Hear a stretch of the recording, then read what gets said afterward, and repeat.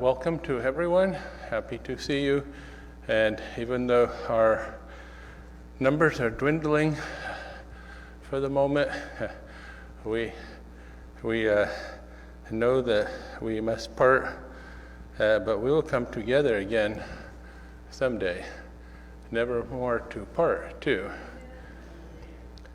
I have this theory that it's okay to speak as long as you need to, as long as the people are interested in what you're hearing, what you're saying, what they're hearing. Of course, that would mean sometimes Brother Trevor could only speak for about 5 minutes or so, but I don't want to go over the time, but just in case we do, and I see he's kindly put my timer up here, as I guess he was getting a little alarmed at the thought of Brother Trevor going on and on. Okay, so one other thing, and sometimes we say it in a humorous way, but it's a serious point.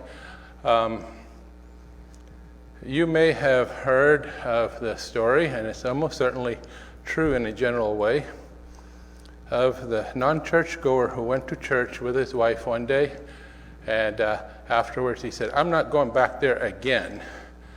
And she said, "Why?" And he said, "That preacher just talked about me the whole time." And of course that's not so.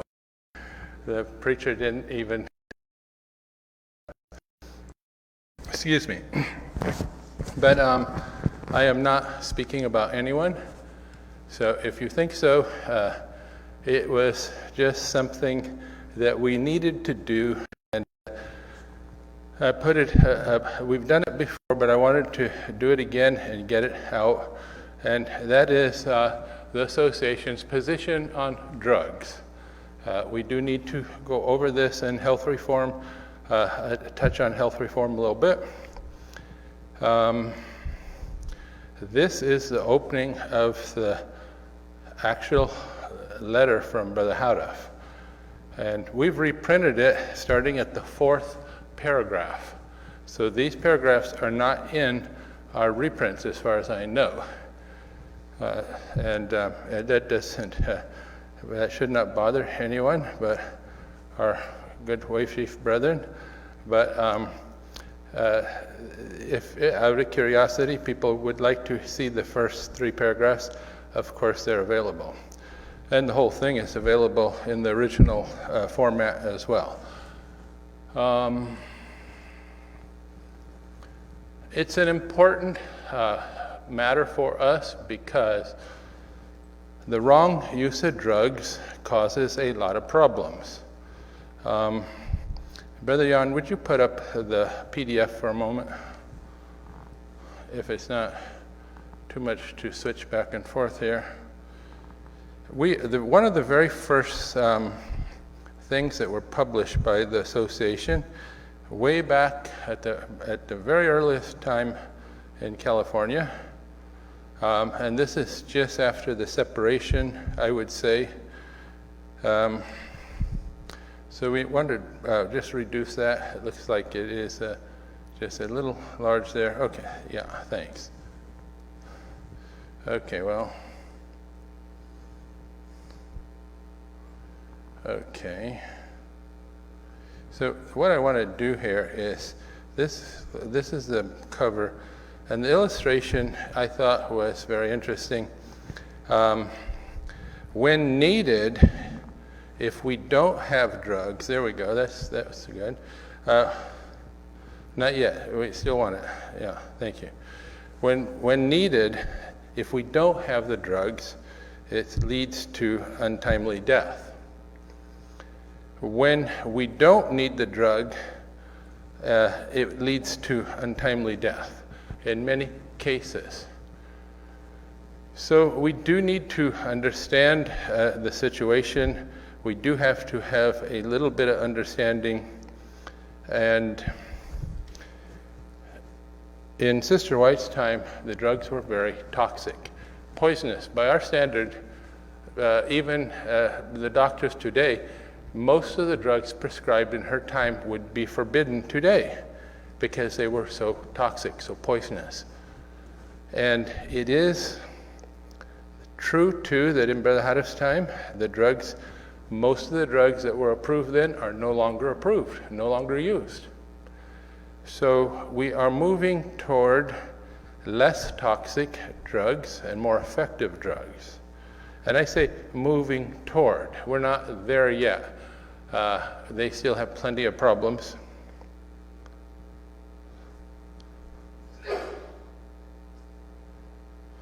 Okay. So is it up? Oh, sorry, it needs to be up. I'm sorry. But it is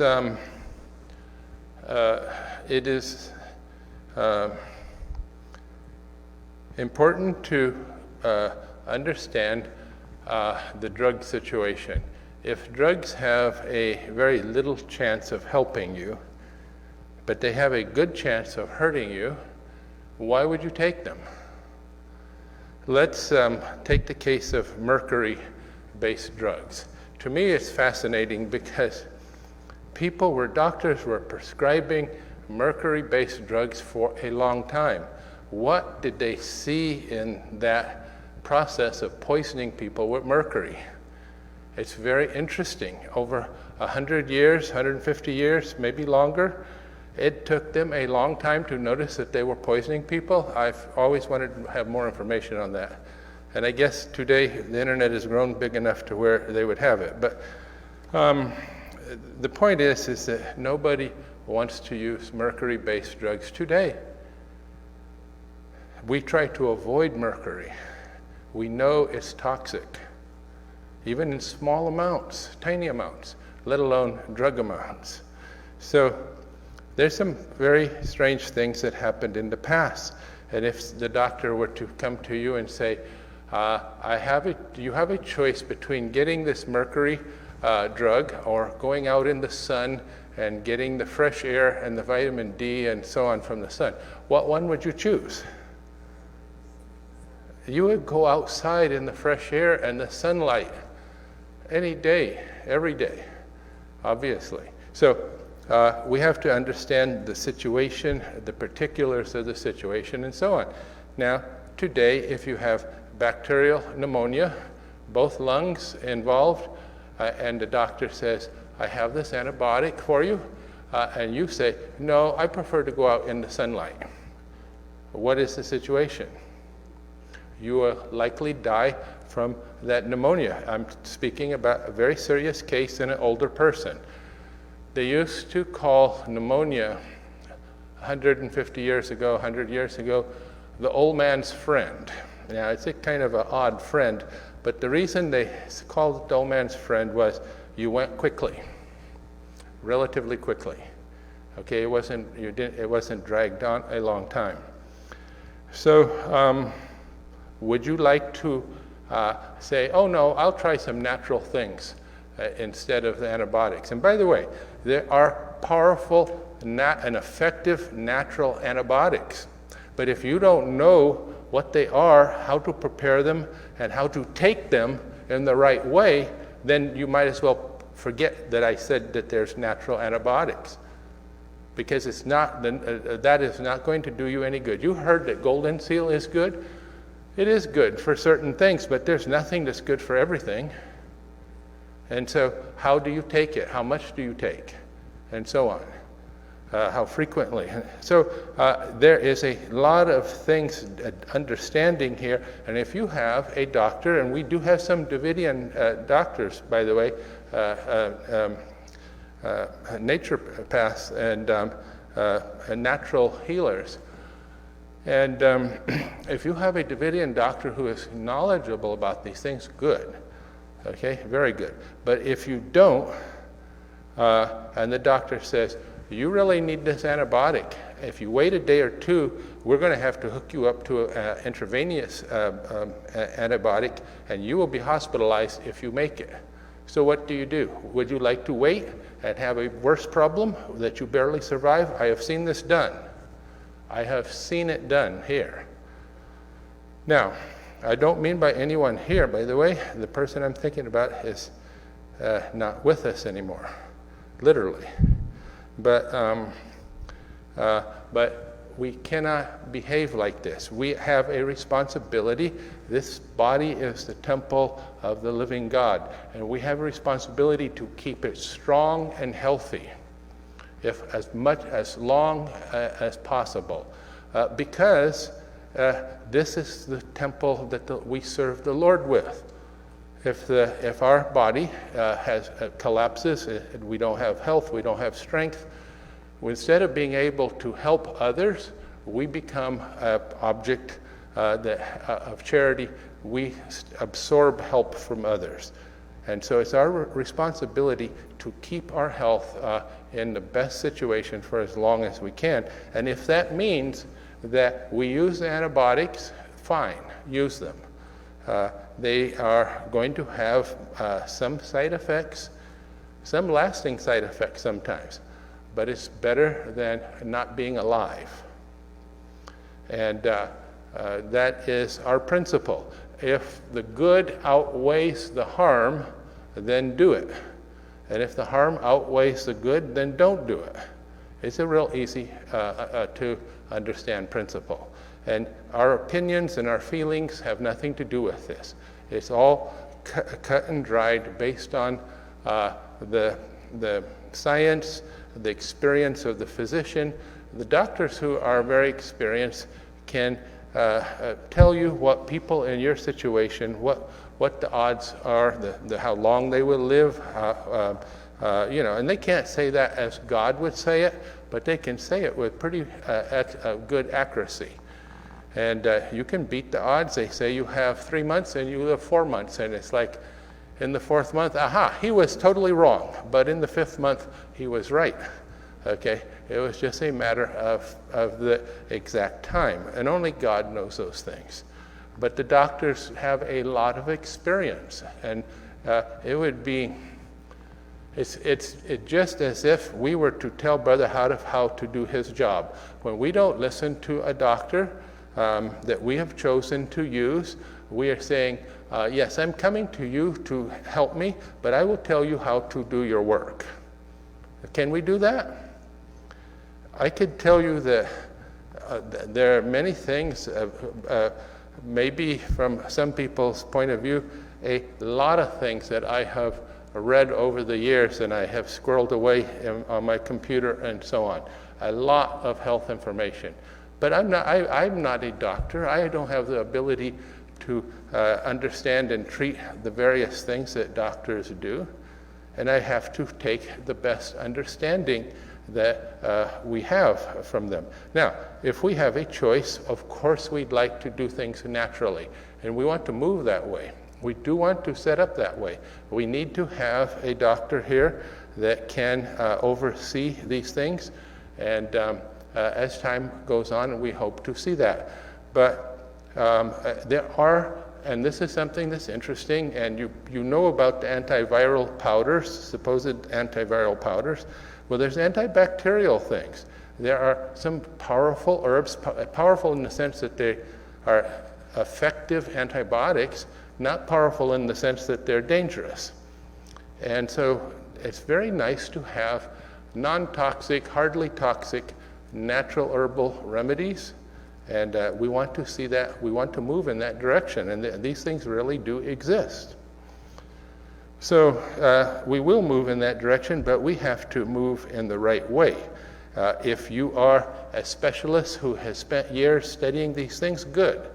But if not, I have to say that we have to be very careful. Would you take your car to a person who is, let's say he's a young man who has an interest in mechanics and he has started pottering around with cars, and would you take your fine new car to that person to fix? You're not going to do that, brethren, and you're going to be sorry if you do. And so it is the same thing with our health. We are happy to go to natural doctors who are knowledgeable, but we are. This is not a do-it-yourself thing. in the sense of life-threatening issues. Now, health is a different matter. Health is a do-it-yourself thing. We have a responsibility to preserve our health, okay? But when it comes to active illness, life-threatening illness, those other things take effect, and our position is with, as you see on the cover of that drug tract. It's wrong not to use the drug when you need it, and it's wrong and not very sensible to use powerful drugs when you don't need them. Okay, with that thought, let's have a word of prayer.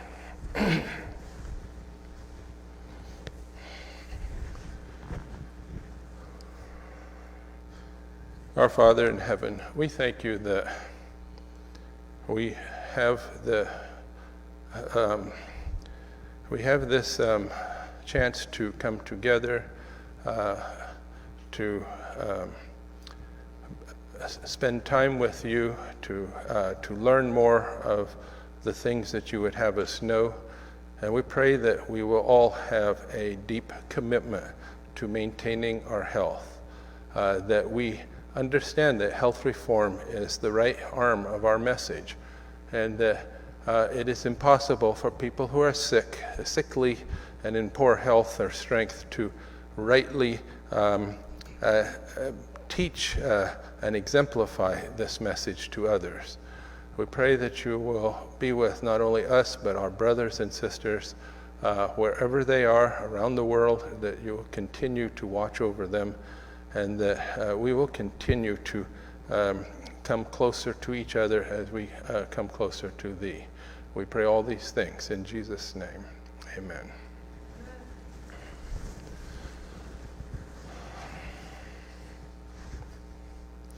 Okay, so I want to review that drug letter, and we need to have that our PDF up again, please. Probably I should have taken it apart and just inserted it, but I wanted you to have that tracked as a PDF if you wanted it. Okay, so I'm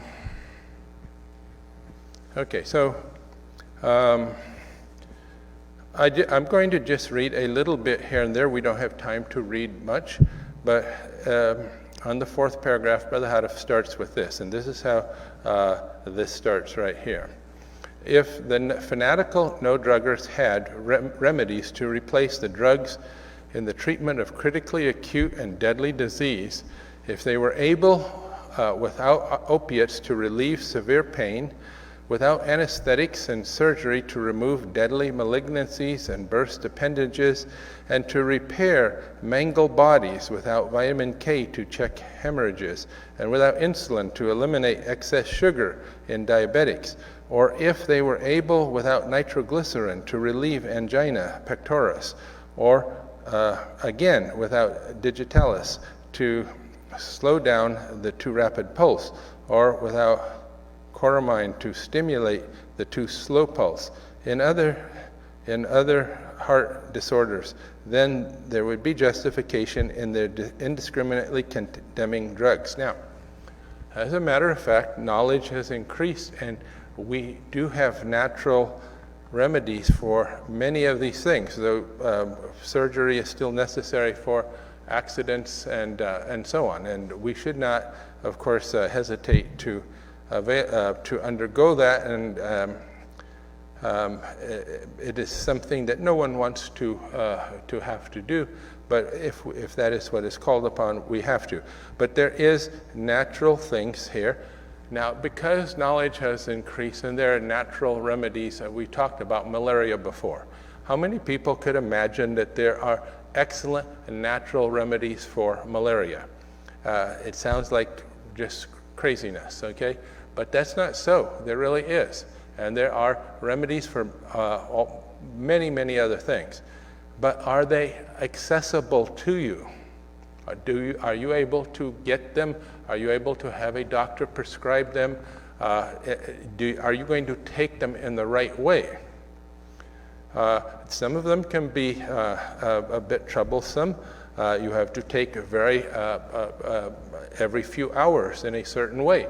So it is not necessarily available and convenient to everyone.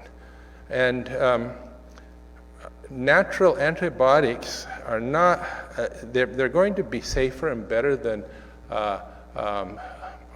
synthetic drug antibiotics, but they do not come without some of the drawbacks.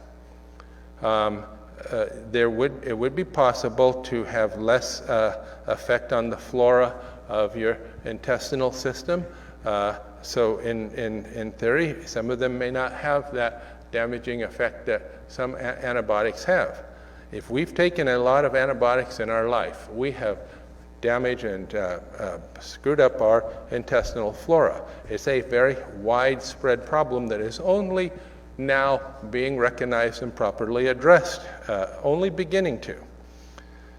So that's one of the problems with antibiotics. It saves your life at the moment if it's a life-threatening thing, but it can cause a lot of problems down the road.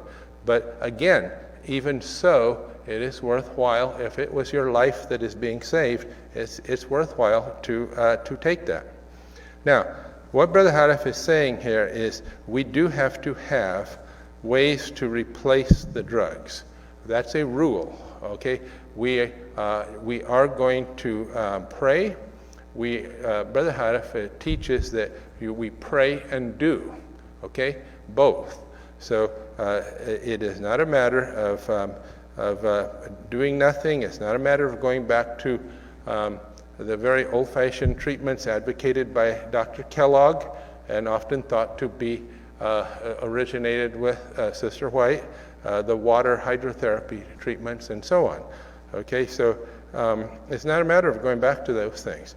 We have better things today, things that work better and are safer and more effective. So always we want to do the things that help the most, that distract from our regular routine the least, and that have the least long-term side effects. And that's something that is a real thing. Okay, so they may contend that prayer will do all this, but if these misguided enthusiasts are sure of the efficacy of their prayers, why are they not operating wonder-working, crowd-packed prayer clinics for the alleviation and elimination of human suffering, thus discrediting and outmoding modern medical science? Why do they leave millions to suffer along in the hands of the medical profession if they have something better for them? And Brother Hadif had some trouble from these people, okay? They did give him trouble at Mount Carmel. Not long ago, one of these no-drug irresponsibles contacted an afflicted brother who was under a doctor's care and persuaded him that the doctor's remedy was God's enemy and hence his enemy too. But what happened? In a week's time, the brother died. His case, thus jubilantly and irresponsibly taken from the doctor, went to the undertaker. And this is part of the motivation Brother Hadif had to put this letter out, because it was a problem that he was having there at Mount Carmel. Okay, so, and in the field too. Some months back, Oh, Brother Jan. Sorry, he did ask me to say, but I mean, I got it, so I want you to see it. Anyway, let me continue. Some months back, I had to deal with fanatics in order to satisfy them and myself, as well as those who were sympathetic with them.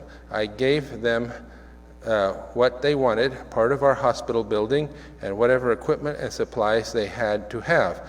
Then bid them Godspeed. But what happened? Nothing more than to splatter about for 2 months. And then they suddenly vacated and left everybody in disgust. Okay? There's nothing new under the sun here. Okay? And so that is an interesting thing, but anyway, and several years ago, others were given a similar chance to demonstrate their ability. In their attempt, they made a mess of the whole thing, fools of themselves, and that was the end of them there. So I'm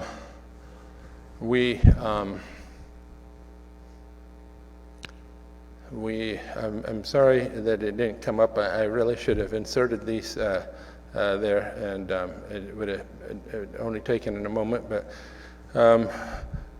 everyone should know our drug tract. Okay, you saw the cover of it. If you haven't read it, it's one of the very first things this association published. After the under new management tract, I think it is the first thing. Okay, so interesting. But it's okay, Brother Jan, at this point. I mean, it's, yes, well,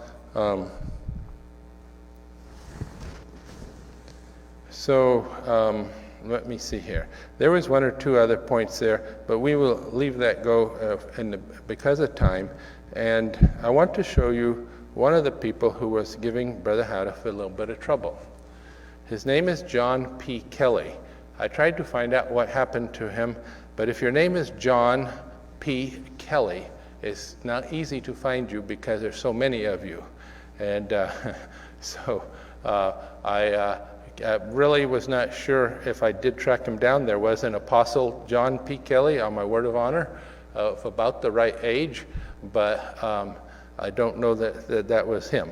But what's interesting about Brother Kelly, besides the fact that he had some problems with Brother Houteff, he was the main editor of the new codes, okay?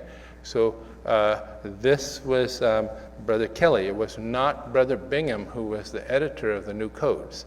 And it's something interesting. And we have that from the horse's mouth, as it were, from both Brother Kelly and Brother Bingham. There was a little interchange between them. He was not happy about something that Kelly had said and or written, and so they had a little interchange there. And it was we have it from them that he was the editor and so on. So interesting thing. And by the way, Brother Adair knew that he was, a relatively important person there in New Carmel. And that's why he actually paid attention to Brother Kelly in his biography, his autobiography. He never really explains why John Kelly was important, but he does give him a number of pages. Now you know somewhat about Old Mount Carmel debate. Would Brother Houteff die? No, let's move on down there. I am 21 years old, still living at Mount Carmel, going to class there. Author's experience with health reform fanatics. My first experience with real fanaticism occurred right at the Old Mount Carmel concerning Brother John P. Kelly and his wife.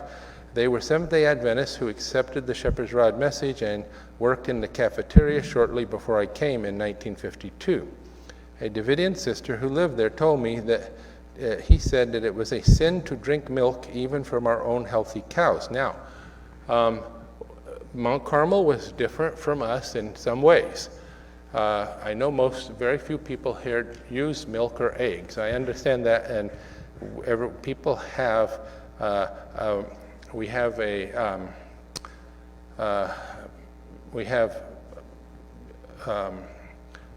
you have the right to have your own views on matters like that.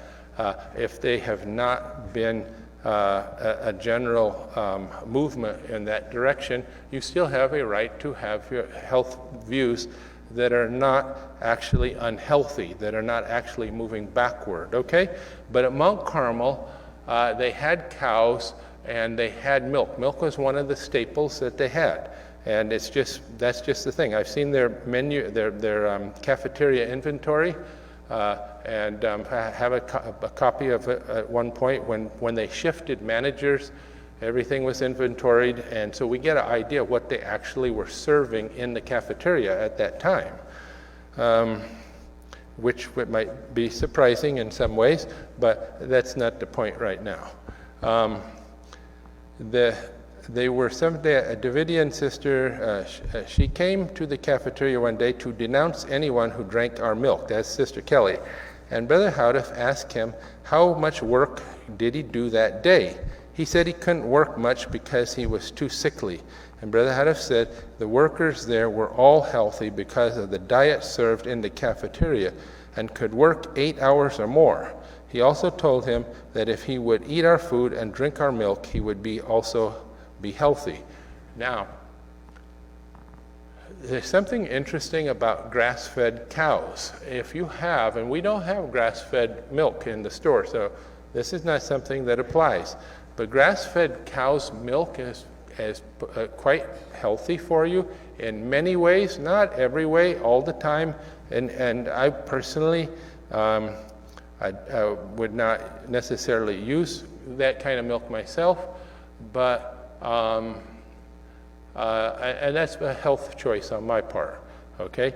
But it still has health benefits. There are benefits, especially for vegetarians, by the way, okay? If you don't have a source of other milk, now, protein. And I do use, by the way, whey protein. So I'm not like anti-milk, anti-dairy. I'm anti the cardiovascular disease-causing effects of whole milk. Okay, whole milk from American cows who are being fed corn and other things like that is not the healthiest food. But their milk was different. Okay, and I'm making that point that Mount Carmel's milk was different. It was much more healthy. And this brother, this health reform brother, he was a poor example of health reform. And people in this situation, it always seems like the sickliest people are the people who talk the most about health. Okay, to me, I want to talk about weight loss myself, but am I in a position to talk about weight loss right now? No. Okay, and that's the same thing I see with health reformers. People who are not very healthy, and they go ahead, it doesn't hurt them to go ahead and talk. Well, Brother Kelly was one of these people, and Brother Houteff, in my opinion, nailed the point. It's like, if you are not healthy, able to work, you're not really a health reformer. You need to be healthy and strong if you are a real health reformer. That doesn't mean drinking the regular milk, by the way. We're not forbidding it, but it is not really healthy. I mean, at this point. She also told me that Brother John and his wife were asked to leave Old Mount Carmel because of the trouble they caused. But they would come back after Sabbath services when everyone was in the cafeteria to denounce the serving of milk. It was then that I first met them and learned of their fanaticism.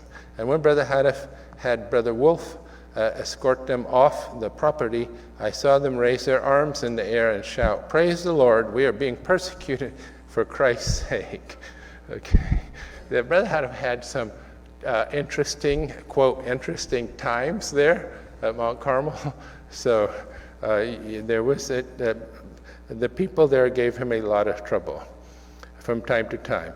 One day I went with some Davidians to Brother Kelly's house in Waco to try to convince him that him and his wife, that it was not time just yet to give up milk. Not until the cows were so diseased, it would be not be safe to drink their milk.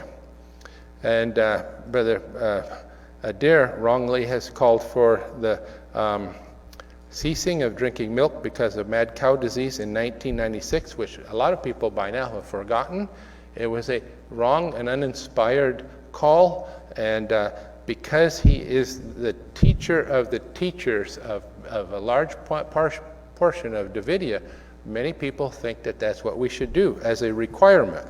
It's not a requirement, but there is good reasons to minimize and eliminate the use of milk.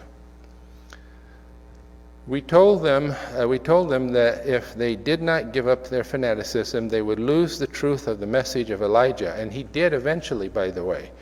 the shepherd's rod, because they were telling other Davidians that Brother Hadaf was a false prophet. Today, we don't know how much trouble Brother Hadaf had. You'll be surprised, and I'm going to read a little bit more about some of the trouble he had. And I know that these things hurt Brother Hadaf.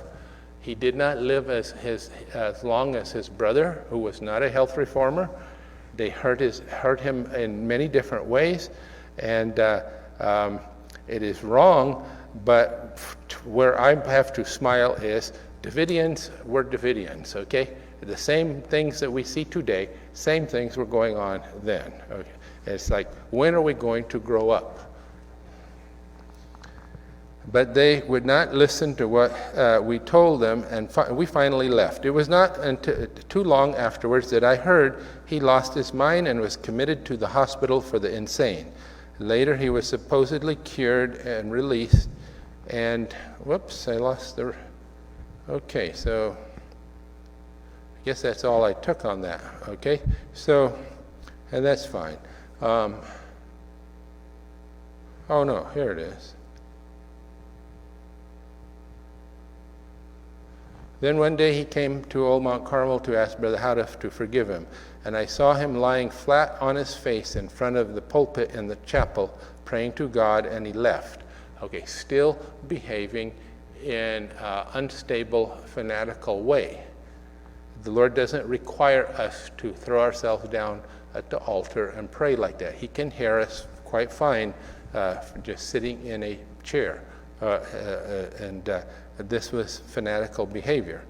And I saw later, one evening, we heard him on the grounds cursing and saying very nasty words. And I saw I saw Johnny and Freddie restraining him, so I came to help. We put him in a car, and while driving him to the hospital, he came to himself.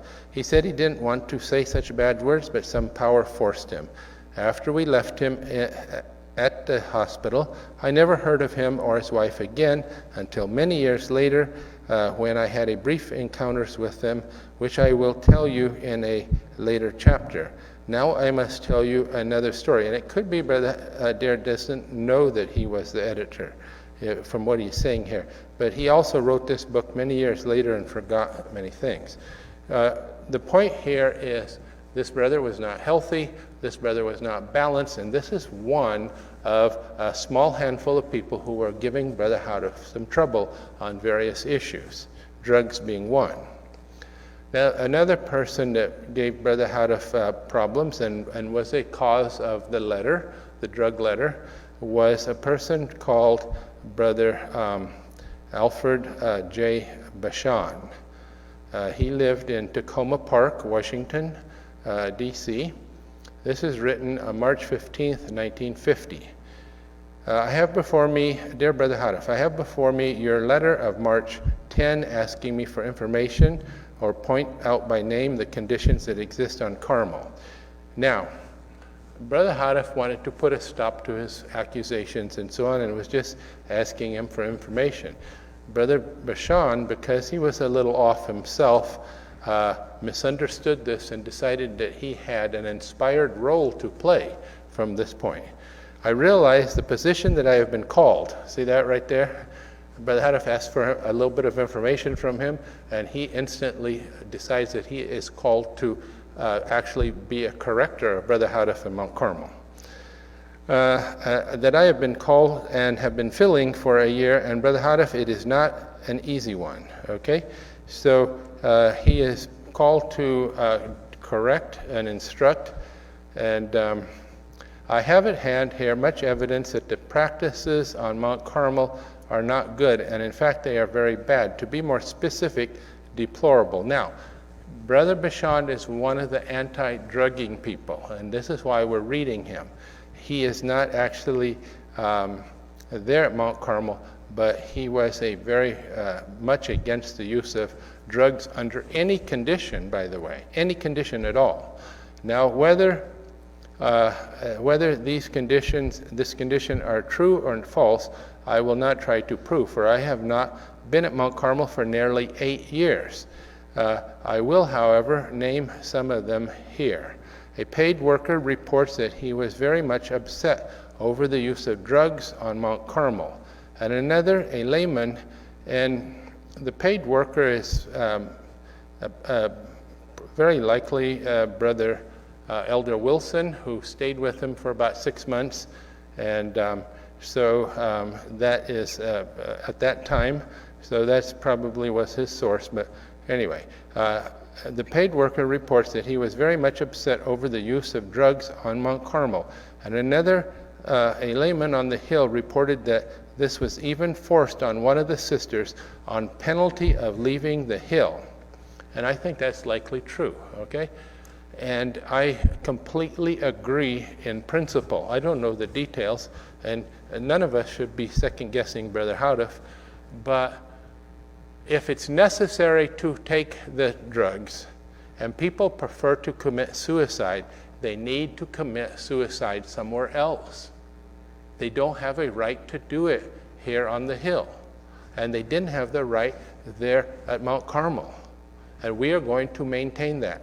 It is wrong for anyone to commit suicide by refusing something that will help prolong their life in a healthy, beneficial way. We're not talking about heroic measures for people who are on life support and so on. We are speaking about taking drugs that will extend our life 5 years, 10 years indefinitely, and without those drugs, we will not live. And there's many, many cases of this, brethren, and we have had cases here where people refuse to responsibly accept treatment from doctors, and this is in the past, and the individual is in the past also, several individuals actually. And it's not going to happen in the future. We are going to follow these things. There's a requirement, and it's a principle. This is not authorizing the principle right here. It's just reporting that this is what Brother Houteff did. A worker reported he found it true that the condition on the hill was very bad, but stated it was the people's own making and choice and so on. Okay, so that was Brother Bashan's criticism of Brother Houteff, and he did have these anti-drug people after him, and I want us to understand that the things that they say can sound good, it can sound persuasive, it can be based on the spirit of prophecy, and it can still be all wrong. That's important to understand. The paid worker reports that you advocated and practice or indulge in the use of rich dishes, pies, custard, ice cream, and the like at Mount Carmel.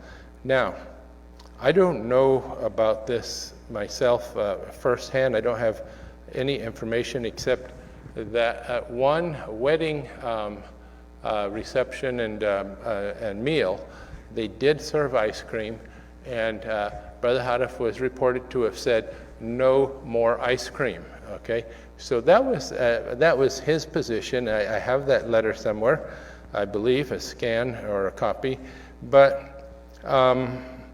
You hear all kinds of things, okay? And even Bashan knows that people say things that you cannot be completely sure about.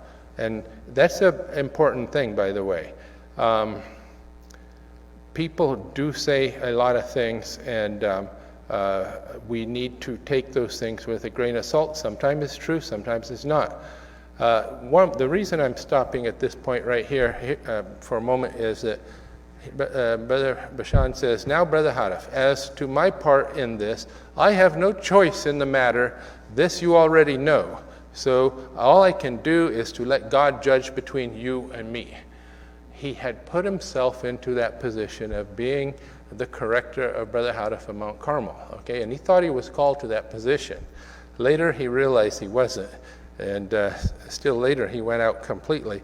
But that is the situation with the no-drug fanatics at Mount Carmel. We don't actually accept those things. And we have to understand that there is a place for drugs and there's a place to avoid drugs. Now, medical error is responsible for killing about 250,000 people last year or two. I think this was 2018. So 250,000 people were killed by medical malpractice. Drugs mainly, but also surgeries that were botched and so on. Any kind of mistake that you can imagine has been made, but there's a lot of people being killed by the drugs. A lot of drugs have quite significant side effects. I've often told people, be careful about looking at the side effects of your drug. If it's a necessary drug and you have decided to take it, and you should know the general safety and so on, but if you look at the side effects, there's going to be a horrendous list of side effects there. I mean, who really is happy to read that kind of thing and you see all those horrible side effects? So people don't understand that those side effects don't happen to everybody.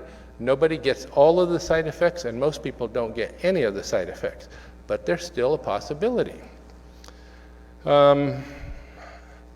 Okay, so the big killer, heart disease. Second is cancer.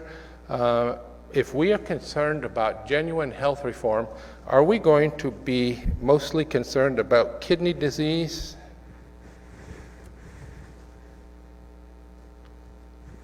Are we going to be mostly concerned about kidney disease, or are we going to be more concerned about heart disease? And you would say everything. Well, sure, be concerned about everything, but sometimes you have to focus on one or two things. Focus on the main thing. Focus on the big thing. Focus on the thing that is killing people the most.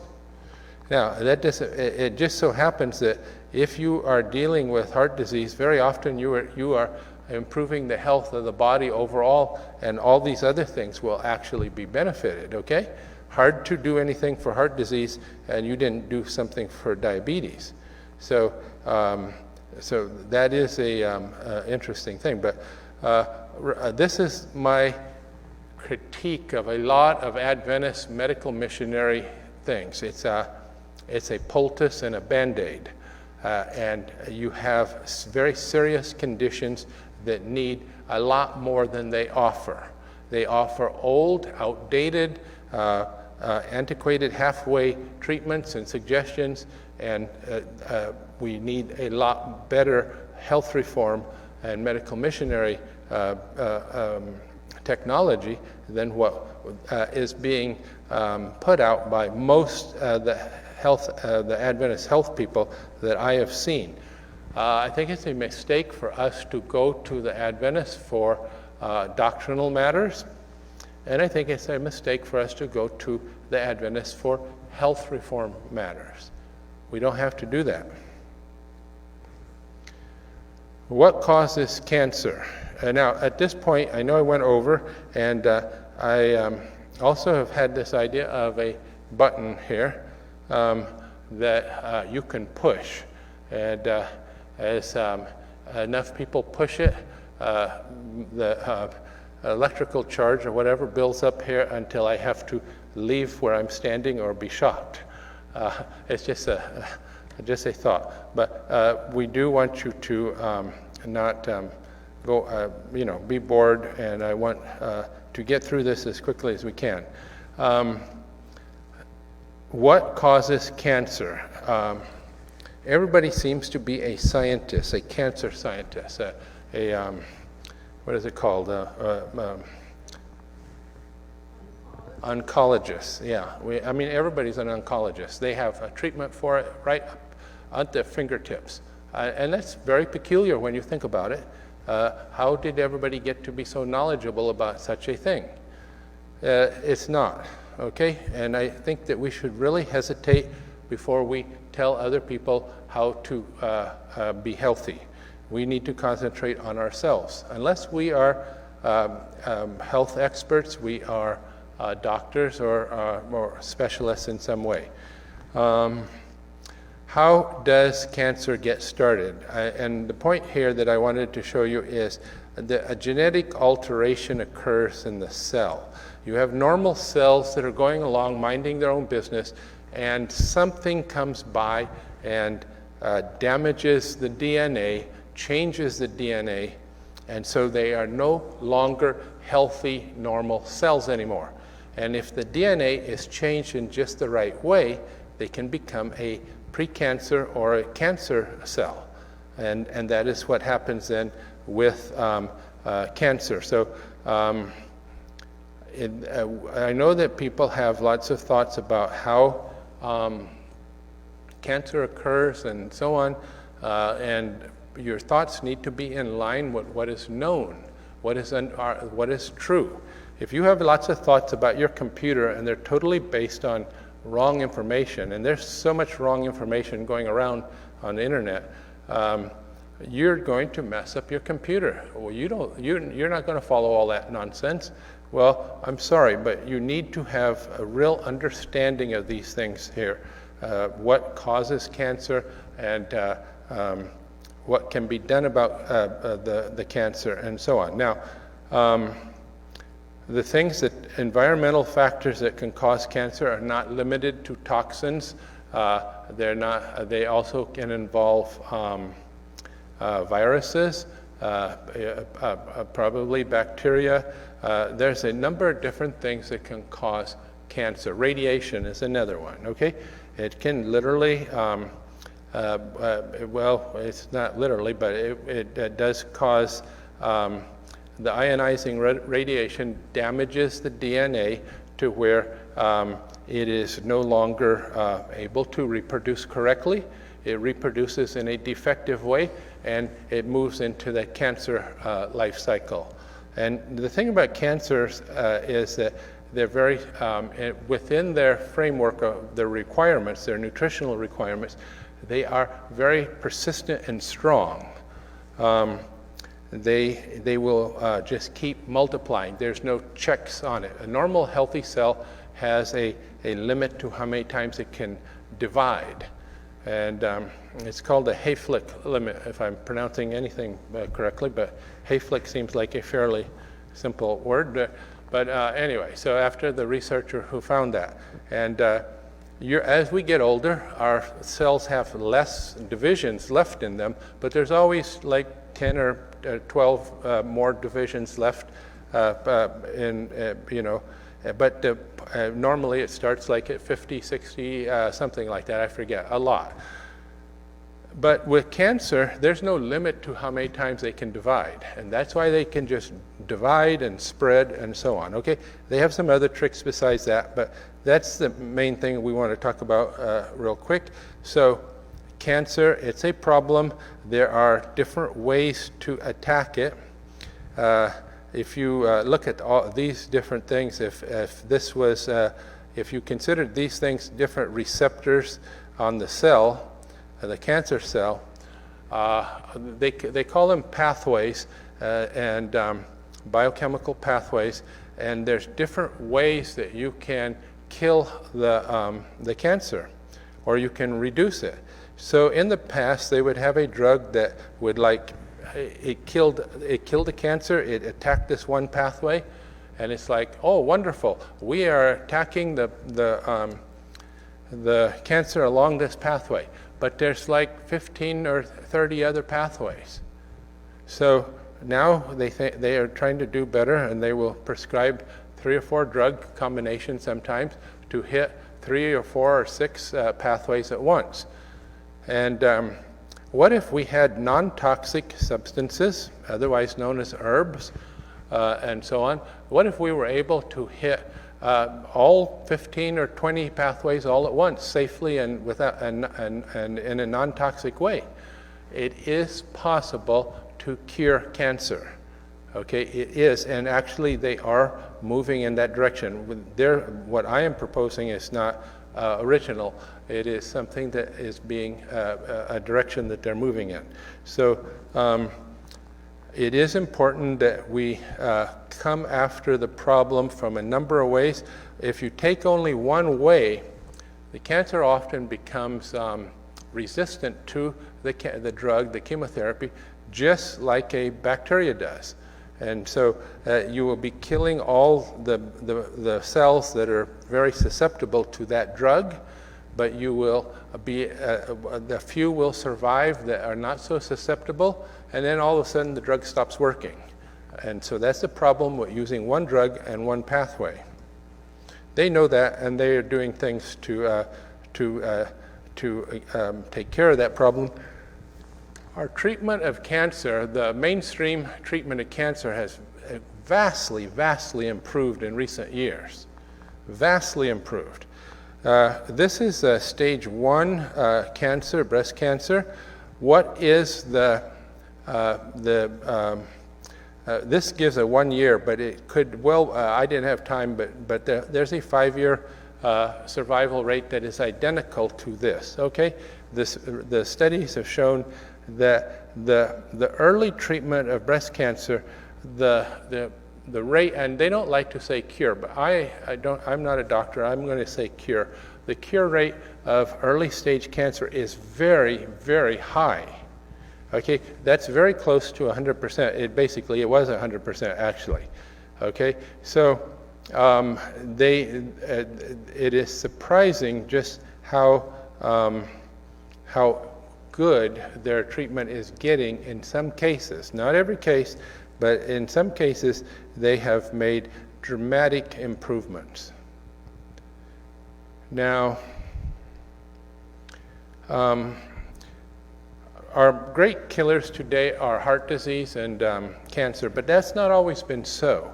We have actually had infectious disease that's been a big problem in the past. Why are they not a problem anymore?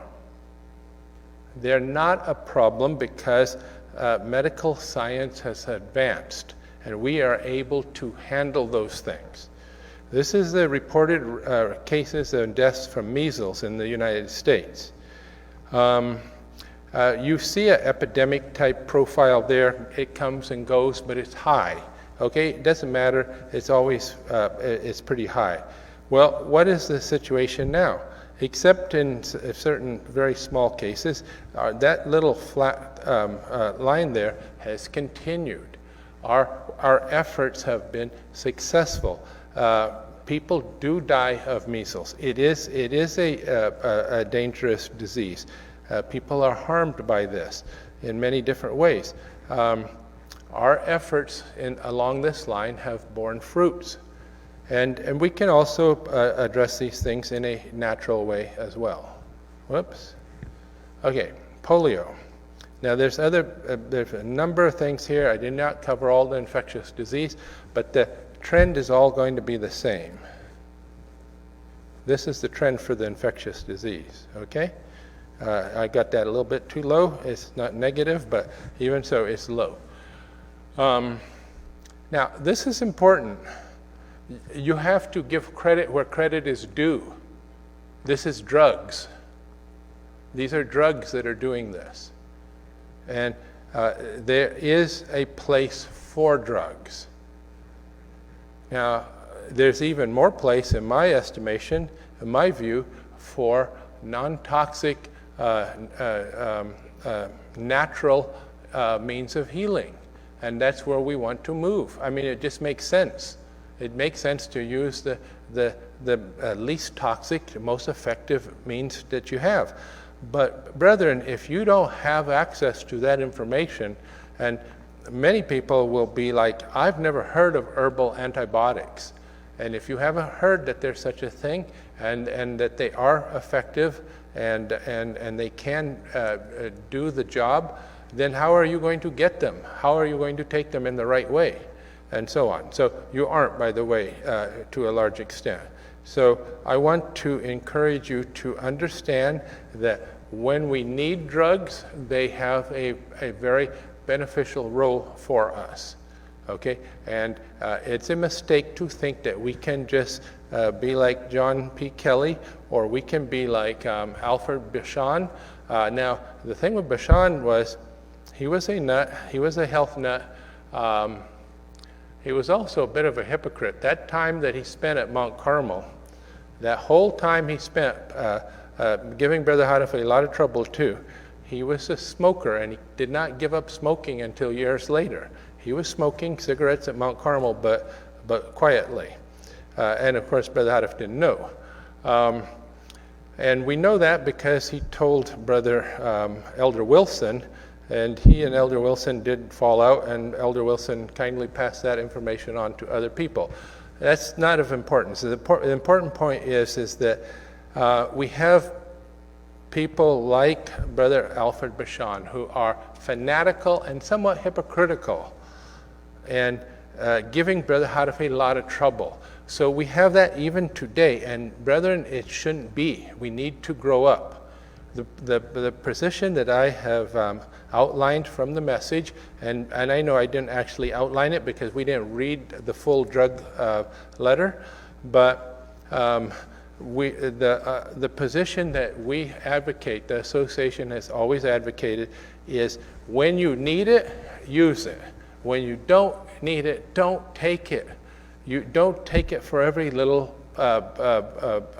slight thing that you have. Be very careful. If you have a serious condition, it's life-threatening, and the doctor can give you some help, good. If you have a health condition that is damaging to your body, high blood pressure can be very damaging to the organs of your body and to your brain, by the way. Deal with it. Try to deal with it naturally. Keep checking. If it didn't work, if you don't have success with that, use the drug. Use the least harmful drug. In fact, don't let me put in a plug for our favorite drug here, telmisartan. It is a unusual drug that has some mild positive side effects. It is also being researched right this minute as a preventive, possibly of the treatment for the coronavirus. You knew I was going to say that eventually, okay? So you have a blood pressure medicine that is being not only good for you in a number of different ways, but may actually prevent the coronavirus infection. So if you need a blood pressure medicine, it's one of the best and safest, very safe. The side effects from that medicine compared to the placebo group was almost exactly the same, except for random factors. The placebo group had slightly more side effects than the drug group. Okay, so it is that low. Okay, very low, except that it does reduce your blood pressure. So try to use the things that you need to do to preserve your health. Use these things, and if there's things that have a cosmetic or a superficial use, try to find natural things. People use powerful drugs for skin conditions, mild skin conditions. There is many things that we don't need to use drugs for. So weigh the benefits, and if the benefits are life-saving or organ-saving, if it will preserve the health of your body, then we use it. And as our knowledge and as our ability to put out the information increases on natural things, we're going to be shifting to that more and more. You will see. This powder that we are using, it has no drugs in it. There are drugs, just like this blood pressure drug, for instance. I wouldn't recommend people start using that just to prevent the coronavirus, but it